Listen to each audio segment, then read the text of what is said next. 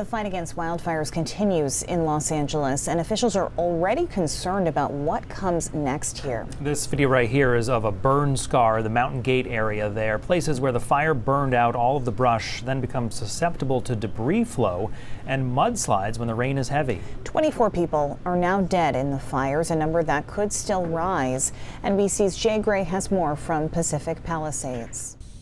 Look, let's start with the containment numbers, and they are up in all three active fires over the last 24 hours. Not significantly, but it does show that teams along the front lines are making some progress. There's concern right now that progress could be in jeopardy with what's now being characterized as an extreme and particularly dangerous red flag warning. That's a rare designation. We saw it initially with the fires that left devastation like this across miles in this area, areas that look like a bomb's been dropped, others where there's just nothing left, no clue of what was standing before the flames.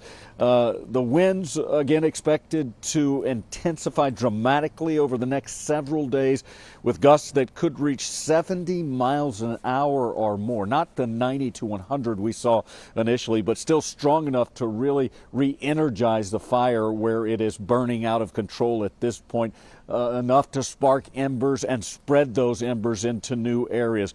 Now, 1,000 additional National Guard troops have been moved into the area, 2,500 in all now working this fire. Law enforcement, fire teams constantly patrolling and preparing for this next wind event that is coming. The Palisades is, of course, the largest blaze. It's 14% contained right now.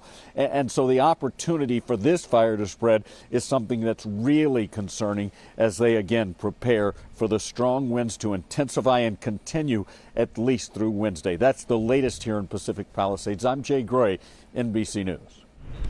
An international group of firefighters from countries like Mexico and Ukraine are helping some 8,000 local firefighters on the ground. Meanwhile, Oscar nominations are being pushed back because of the fires. They will now be announced January 23rd.